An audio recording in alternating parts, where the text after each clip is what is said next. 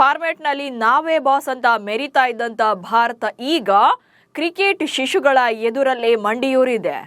ಅದು ಕೂಡ ಹೀನಾಯ ಸೋಲಿನ ಮೂಲಕ. ಐರ್ಲೆಂಡ್ ವಿರುದ್ಧದ ಮೊದಲ T20 ಪಂದ್ಯದಲ್ಲಿ ಶ್ರೇಯಸ್ ಅಯ್ಯರ್ ಕ್ಯಾಪ್ಟನ್ಸಿಯಲ್ಲಿ ಭಾರತ ಕಂಪ್ಲೀಟ್ ಆಗಿ ಸರೆಂಡರ್ ಆಗಿದೆ. ಎಕ್ಸ್ಪೀರಿಯನ್ಸ್ ಟೀಮ್ ಅಂತ ಅಖಾಡಕ್ಕಿಳಿದಂತ ಭಾರತ ಎಲ್ಲಿಯೂ ಕೂಡ ಫೈಟ್ ಕೊಡಲೇ ಇಲ್ಲ. ಭಾರತದ ಸೋಲಿಗೆ ಏನೆಲ್ಲ ಕಾರಣ ಆಯಿತು ಅನ್ನೋದನ್ನ ಈ ವಿಡಿಯೋದಲ್ಲಿ ಹೇಳ್ತೇನೆ. ನಾನು ಶಾಂತ. ನೀವು ಸುದ್ದಿಯಾನದ ಸಬ್ಸ್ಕ್ರೈಬರ್ ಆಗೋದಕ್ಕೆ ಮರಿಬೇಡಿ. ಸೂರ್ಯಕುಮಾರ್ ಯಾದವ್ ಬಳಿಕ ಕ್ಯಾಪ್ಟನ್ಸಿಯನ್ನು ವಹಿಸಿಕೊಂಡಿರುವಂತ ಶ್ರೇಯಸ್ ಅಯ್ಯರ್ ಮೊದಲ ಪಂದ್ಯದಲ್ಲೇ ಸೋಲಿನ ಮೂಲಕ ಟೀಂ ಇಂಡಿಯಾ ನಾಯಕನ ಜರ್ನಿಯನ್ನು ಆರಂಭ ಮಾಡಿದ್ದಾರೆ. ವಿಶ್ವ ಚಾಂಪಿಯನ್ ಟೀಂ ಇಂಡಿಯಾ ಕ್ರಿಕೆಟ್ ಶಿಶು ಐರ್ಲೆಂಡ್ ವಿರುದ್ಧ ಸೋಲನ್ನ ಕಂಡಿದೆ. ಟಾಸ್ ಗೆದ್ದಂತ ಭಾರತ ಫಸ್ಟ್ ಬೌಲಿಂಗ್ ಅನ್ನ ಚೂಸ್ ಮಾಡಿಕೊಳ್ಳುತ್ತೆ. ಹೀಗಾಗಿ ಬ್ಯಾಟಿಂಗ್ಗೆ ಬಂದ ಐರ್ಲೆಂಡ್ ತಂಡ ಆರಂಭದಲ್ಲೇ 3 ವಿಕೆಟ್ಗಳನ್ನ ಕಳ್ಕೊಂಡಿತ್ತು. ಸೊ ಇಲ್ಲಿಗೆ ಟೀಂ ಇಂಡಿಯಾ ಒನ್ ಸೈಡೆಡ್ ಆಗಿ ಈ ಪಂದ್ಯವನ್ನ ಗೆಲ್ಲುತ್ತೆ. 100 ರನ್ಗಳ ಒಳಗೆ ಐರ್ಲೆಂಡ್ ತಂಡವನ್ನ ಆಲ್ಔಟ್ ಮಾಡಬಹುದು ಎನ್ನುವಂತ ನಿರೀಕ್ಷೆ ಇತ್ತು. ಆದರೆ ಆ ನಂತರದಲ್ಲಿ ಉತ್ತಮ ಪ್ರದರ್ಶನ ನೀಡಿದಂತ ಐರ್ಲೆಂಡ್ 20 ಓವರ್ಗಳಲ್ಲಿ 9 ವಿಕೆಟ್ ನಷ್ಟಕ್ಕೆ 182 ರನ್ಗಳನ್ನ ಕಲೆ ಹಾಕಿತ್ತು. ಸೊ ಈ ಟಾರ್ಗೆಟ್ ಅನ್ನ ಬೆನ್ನಟ್ಟಿದಂತ ಭಾರತ ಪರ ಅಭಿಷೇಕ್ ಶರ್ಮಾ ಹಾಗೆ ಶಿವಮ್ ದುಬೆಯನ್ನ ಹೊರತುಪಡಿಸಿದ್ರೆ ಯಾವುದೇ ಬ್ಯಾಟರ್ ಕಡೆಯಿಂದಲೂ ಕೂಡ ಉತ್ತಮ ಪ್ರದರ್ಶನ ಬರಲೇ ಇಲ್ಲ.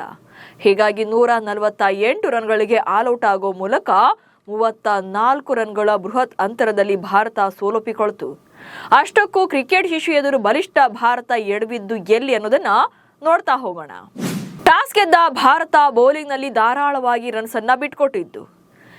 ಟಾಸ್ ಗೆದ್ದಂತ ಭಾರತ ನಾವು ಫಸ್ಟ್ ಬೌಲಿಂಗ್ ಅನ್ನ ಮಾಡ್ತೀವಿ ಅಂದಾಗ ಆರಂಭದ 4 ಓವರ್ಗಳಲ್ಲಿ ಬ್ಯಾಕ್ ಟು ಬ್ಯಾಕ್ 3 ವಿಕೆಟ್ಗಳನ್ನ ತಗೊಳ್ತಾರೆ. ಸೊ ಅಲ್ಲಿಗೆ ಭಾರತ ಕಂಪ್ಲೀಟ್ ಆಗಿ ಡಾಮಿನೇಟ್ ಮಾಡಿದ್ದು ಗೊತ್ತಾಗ್ತಾ ಇತ್ತು. ಆದ್ರೆ ಆ ನಂತರದಲ್ಲಿ ಕಂಪ್ಲೀಟ್ ಆಗಿ ರನ್ಗಳನ್ನ ಬಿಟ್ಕೊಟ್ರು. ಅದರಲ್ಲೂ ಕೂಡ ಪ್ರಸಿದ್ಧ ಕೃಷ್ಣ ಅಂತೂ ಒಂದೇ ಓವರ್ನಲ್ಲಿ 27 ರನ್ ಹಾಗೆ ಓವರ್ ಆಲ್ ಅವರ 4 ಓವರ್ಗಳಲ್ಲಿ 57 ರನ್ಗಳನ್ನ ಕೊಟ್ರು.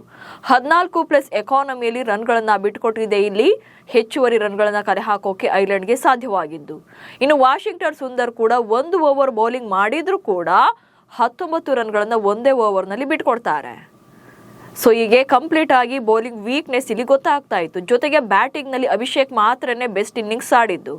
20 ಬಾಲ್ಗಳಲ್ಲಿ 50 ರನ್ ಗಳಿಸಿ ಅಭಿಷೇಕ್ ಶರ್ಮಾ ಔಟ್ ಆಗ್ತಾರೆ. ಸೊ ಅವ್ರ ಕೆಲಸ ಅವ್ರು ಮಾಡಿದ್ದಾರೆ. ಬಟ್ ಉಳಿದ ಯಾವುದೇ ಬ್ಯಾಟರ್ಸ್ ಕಡೆಯಿಂದಲೂ ಕೂಡ ಸಪೋರ್ಟ್ ಸಿಗಲಿಲ್ಲ. ಅದರಲ್ಲೂ ಕೂಡ T20 ವಿಶ್ವಕಪ್ನಲ್ಲಿ ಆಡಿದಂಥ ಸಂಜು ಸ್ಯಾಮ್ಸನ್, ಇಶಾನ್ ಕಿಶನ್, ಈ ಜೊತೆಗೆ ಈಗ ಕ್ಯಾಪ್ಟನ್ ಆಗಿ ಬಂದಿರುವಂಥ ಶ್ರೇಯಸ್ ಅಯ್ಯರ್ ಸಿಂಗಲ್ ಡಿಜಿಟ್ಗೆ ಔಟ್ ಆಗ್ತಾರೆ. 10 ರನ್ಗಳು ಕೂಡ ಇವ್ರ ಕಡೆಯಿಂದ ಬರೋದಿಲ್ಲ. ಹೀಗಾಗಿ ಭಾರತಕ್ಕೆ ಇದು ದೊಡ್ಡ ಪೆಟ್ಟನ್ನು ಕೊಡುತ್ತೆ ಟಾಪ್ ಆರ್ಡರ್ನಲ್ಲಿ.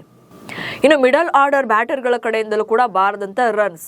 ಆಲ್ರೌಂಡರ್ ಕೋಟಾದಲ್ಲಿ ಬಂದಂತ ಶಿವಮ್ ದುಬೆ ಕಡೆಯಿಂದ ಸ್ವಲ್ಪ ಫೈಟ್ ಏನೋ ಬಂತು. ಆದರೆ ವಾಷಿಂಗ್ಟನ್ ಸುಂದರ್ ಬೇಗನೆ ಔಟ್ ಆಗ್ತಾರೆ. ಅದಕ್ಕಿಂತ ಜಾಸ್ತಿ ಬಾಲ್ಗಿಂತ ಜಾಸ್ತಿ ರನ್ಗಳನ್ನೇ ತಿಂತಾರೆ. ಇನ್ನು ಅಕ್ಷರ್ ಪಟೇಲ್ ಅಂತೂ IPL ನಲ್ಲೂ ಕೂಡ ಅವರು ಫಾರ್ಮಲ್ಲಿ ಇರಲಿಲ್ಲ. ಸೊ ಈಗಲೂ ಕೂಡ ಅದೇ ಕಂಟಿನ್ಯೂ ಆಯಿತು. ಇನ್ನು 3 ಕ್ಯಾಚ್ಗಳನ್ನ ಬಿಟ್ಟು ಫೀಲ್ಡಿಂಗ್ ನಲ್ಲೂ ಕಳಪೆ ಪ್ರದರ್ಶನ ನೀಡಿದಂತ ಭಾರತ. ಇಲ್ಲಿ ಬ್ಯಾಟಿಂಗ್ ಬೌಲಿಂಗ್ ಅಷ್ಟೇ ಅಲ್ಲ, ಭಾರತದ ಸೋಲಿಗೆ ಮತ್ತೊಂದು ಮುಖ್ಯ ಕಾರಣನೇ ಫೀಲ್ಡಿಂಗ್. ಸೊ ಐರ್ಲೆಂಡ್ ವಿರುದ್ಧದ ಮ್ಯಾಚ್ ಅಲ್ಲಿ 3 ಕ್ಯಾಚ್ಗಳನ್ನ ಬಿಟ್ಟಿದ್ದು ಕೂಡ ಮ್ಯಾಚ್ ಸೋಲಿಗೆ ಒಂದು ಕಾರಣ ಆಯಿತು. ಸೊ ಇದೆಲ್ಲದರ ನಡುವೆ ಬ್ಯಾಟಿಂಗ್ ಬೌಲಿಂಗ್ ನಲ್ಲಿ ಉತ್ತಮ ಪ್ರದರ್ಶನ ನೀಡಿದಂತ ಐರ್ಲೆಂಡ್ ತಂಡ. ಇಲ್ಲಿ ಭಾರತ ವೀಕ್ನೆಸ್ ಎಷ್ಟು ಇಂಪಾರ್ಟೆಂಟೋ ಇಲ್ಲಿ.